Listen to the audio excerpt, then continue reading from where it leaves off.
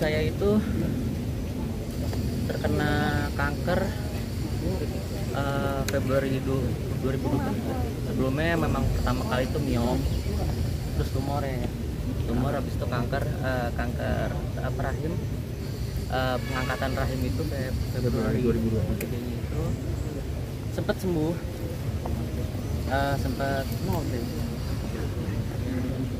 tapi setelah anak saya meninggal, mungkin sedih berlarut ya, akhirnya meninggal.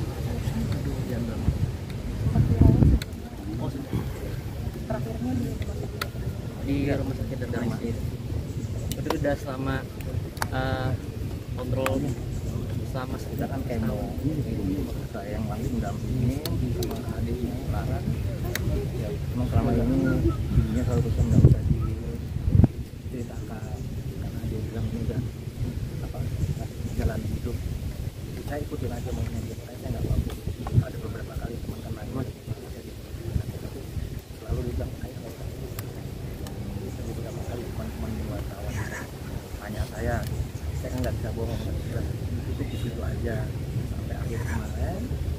Kami pagi itu jam 8:30 ya, yang kamu belum langsung inisiatif. Saya cari ambulan, minta tolong kebetulan di tempat kami yang lama itu kan ada ambulan keluarga. Kami inisiatif saya bawa karena almarhumah ini udah nggak betah, perut ini udah sangat menggel dan yang saya nggak tahu karena gejala yang dibilang udah parah seperti apa sampai terakhir dia tuh sudah warnanya coklat. Saya nggak tahu ternyata udah ada gejalanya kemarin dibilang sempat tolong apapun yang bisa dokter lakukan saya serahkan dulu sampai saya bikin pernyataan presiden. Sampai akhir sore itu ada datang, siang datang, saya bilang ya kamu harus tetap ke sini, jangan sampai menyesal itu nggak ada, kamu nggak lihat. Karena saya sudah sama adiknya sama sepupu-sepupunya Angger itu di sana, yang datang, akhirnya kondisinya udah nggak stabil lah.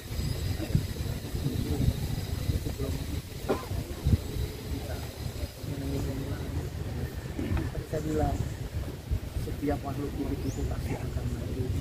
Saya kuatkan anak saya dua ini saya kuatkan. Jadi apapun setelah sholat asar itu saya apapun permintaan Allah, ambil jalan itu harus yang memang ibu di Udut, kamu harus buka. Alhamdulillah mereka apa harus buka. Jadi pada saat beliau menjelang alat itu sudah nggak bekerja, panik semuanya. Saya sudah sholat maghrib, itu maghrib di pagi.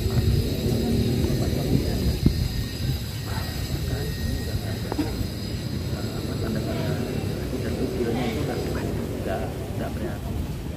Apa dok sini? Innalillahi wa inna ilaihi. Saya ingat itu dokter Bima ya, memang dia dokter Bima itu. Sebenarnya ada 4 dokter sih, ada 2 cewek, 2 cowok itu yang mantau dari awal gitu.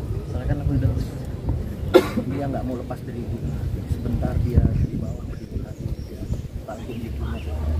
Dan dokter Bima itu selalu bilang, biar kamu dipanggil lagi ya, kamu jangan sendiri, tapi kamu tahu kamu di dari kuping kamu itu dengan adiknya Laras juga diganti. Saya sementara nggak sengaja emang saya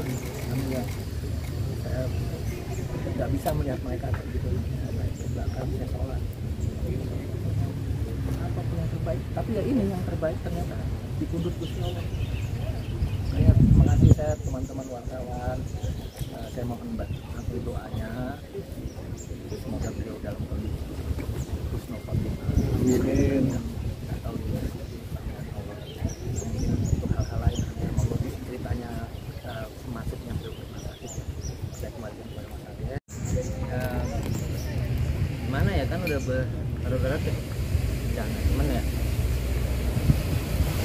semua orang itu harus tolong kepada Allah, dan kedua juga ya dibilang dikasih cobaan yang berat, masih ada cobaan berat saya mungkin salah satunya. Dan kalau untuk menangis sih ya air mata saya udah habis itu. Sama kedua apakah dengan saya menangis saya membanjiri semua TPU ini, semua orang yang saya yakin itu akan balik lagi. Jadi ya kalau dari saya sih untuk informasi saya sebenarnya belum tidur dari kemarin. Makanya ya masih gagap-gagap lah sekarang, karena sama ini mungkin teman-teman ngeliat saya menghilang. Saya sebenarnya menghilang itu ngurusin ibu. Terus kemarin yang kan juga belum sempat sebulan. Alhamdulillah di masa ibu kandung saya tanggal 27 Maret. Oh, iya, Jadi dan 27 Januari, 27 Maret itu ibu kandung saya, jadi kayak hampir beliau tidak.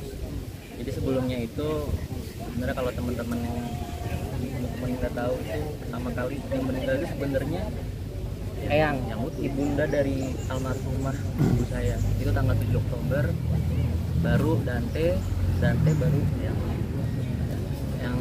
yang Muti Pondok Labu, yang Muti dari ayah, baru sekarang. Mas Amir, ini ada informasi alasan tersendiri sudah dimakamkan dekat dengan karena dari dekat rumah kita. Pertama dekat rumah, kedua juga ibu itu memang